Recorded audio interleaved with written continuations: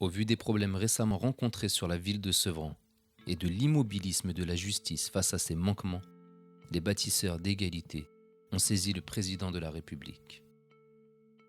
Monsieur le président de la République, je souhaite par la présente vous alerter sur des dysfonctionnements institutionnels récurrents qui nuisent gravement à des citoyens français.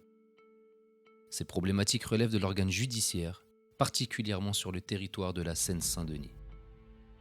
En tant que garant du bon fonctionnement des institutions, vous devez être mis au courant de ce que subissent certains de vos concitoyens afin de pouvoir y apporter une solution concrète et efficace.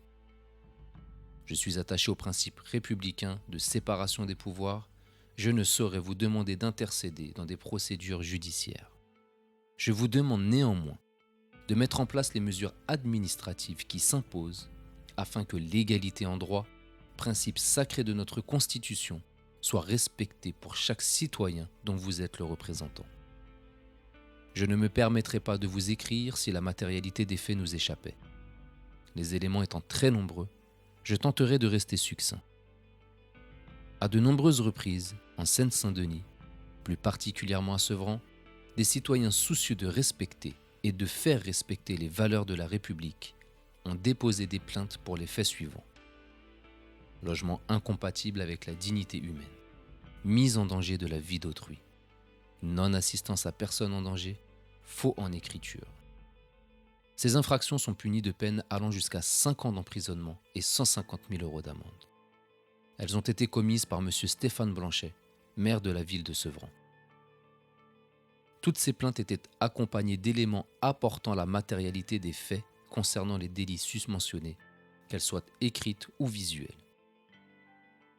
Nous vous avons récemment alerté sur ces infractions commises par le premier magistrat de la ville de Sevran. Nous en avons également informé M. de Normandie, ministre de la Ville et du Logement, à travers des courriers reçus par vos administrations respectives.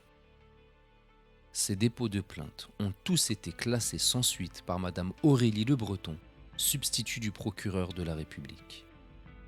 La dernière plainte en date a été déposée le 28 octobre 2019 par Mme suite à l'effondrement d'une partie de son plafond dans l'appartement d'urgence que la mairie de Sevran lui a mis à disposition.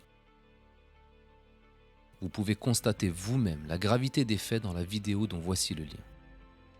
Fort heureusement, aucun des 4 enfants de cette famille n'a été blessé. Mais la chute de ce plafond, à la fois dans la cuisine et dans la chambre des enfants, aurait pu coûter la vie à l'un d'entre eux. Madame vivait déjà dans un logement de la ville insalubre à cause de moisissures, logement qu'elle a quitté pour investir celui-ci, la ville l'exposant de nouveau à un grave danger. Suite à ce dernier dépôt de plainte, plusieurs questions se posent. Pourquoi la police n'est-elle pas venue sur place, constater l'étendue des dégâts et rédiger un procès-verbal relatant les faits? La justice aurait-elle pu éviter cette récidive de mise en danger de la vie d'autrui si les précédentes plaintes avaient été traitées à la juste mesure de l'obligation qui incombe au parquet?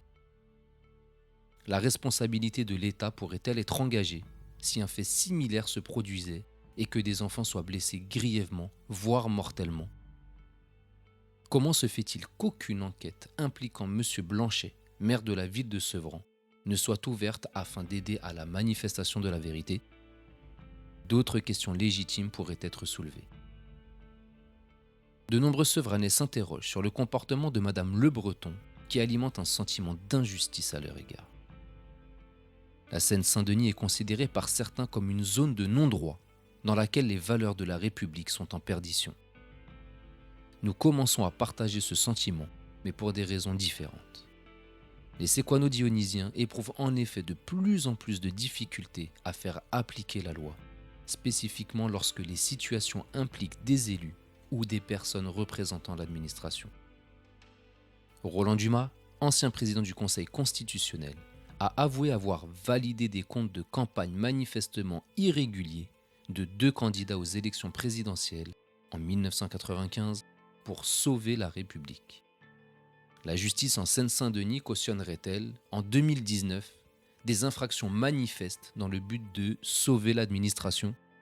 Les Sevranais seraient-ils des citoyens de seconde zone pour lesquels la valeur institutionnelle aurait plus d'importance que la valeur judiciaire? Les valeurs de la République seraient-elles volontairement exclues de notre territoire par l'administration elle-même? Monsieur le Président de la République, votre Premier ministre a récemment fait l'annonce d'un plan d'action de 23 mesures concrètes pour répondre aux difficultés persistantes que connaît la Seine-Saint-Denis. On y voit une volonté de lutter plus fermement contre l'habitat indigne. Il existe pourtant une manière simple de faire reculer ce fléau national, la juste application de la loi.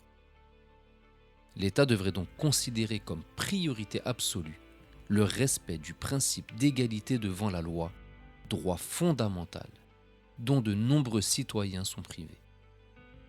Les dotations financières allouées à notre territoire devraient toutes avoir comme objectif cette volonté d'égalité judiciaire, d'égalité sociale, d'égalité de traitement.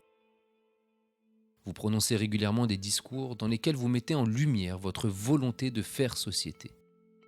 Nous partageons cette même volonté, mais est-ce réalisable lorsque les droits de nos concitoyens sont bafoués de la sorte et que ces derniers sont de surcroît victimes de violences institutionnelles?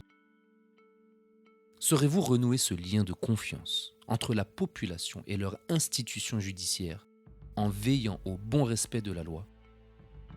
Tant que l'article 1er de la Déclaration des droits de l'homme et du citoyen de 1789 ne sera pas respecté pour une partie de nos concitoyens, il sera compliqué de parvenir à cette société, sauf si vous cautionnez qu'une certaine partie de la population en soit exclue.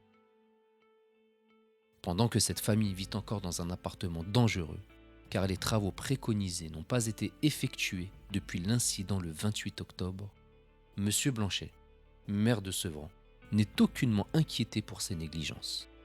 Il compterait même se présenter aux prochaines élections municipales de Sevran en mars prochain. Au vu des erreurs répétées du premier magistrat de la ville de Sevran, comme la mise en danger de la vie d'autrui, le logement de personnes en des lieux incompatibles avec la dignité humaine, la non-assistance à personne en danger et du mépris dont il fait preuve lorsque ces faits lui sont rappelés, nous demandons expressément qu'une procédure de destitution soit engagée à son encontre avant qu'un drame ne se produise.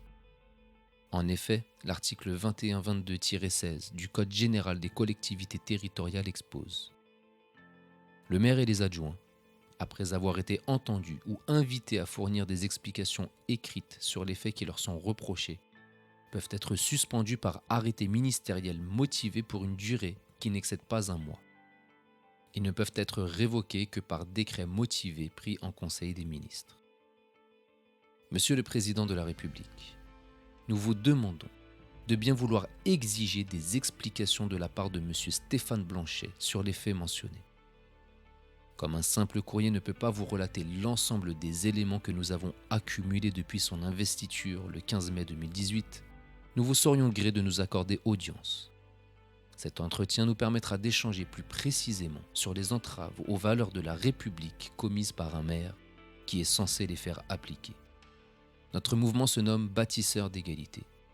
Nous nous devons d'agir pour faire appliquer cette égalité et alerter nos concitoyens des personnes faisant entrave à ce principe constitutionnel, se rendant coupables ou cautionnant des faits pénalement répréhensibles.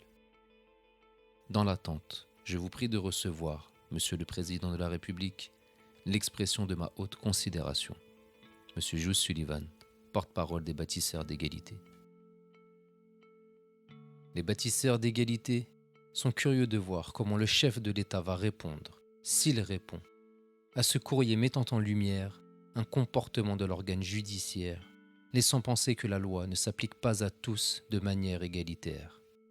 Nous ne manquerons pas de vous faire part de sa réponse et des mesures qu'il compte prendre pour faire appliquer la loi, ni plus ni moins que la loi.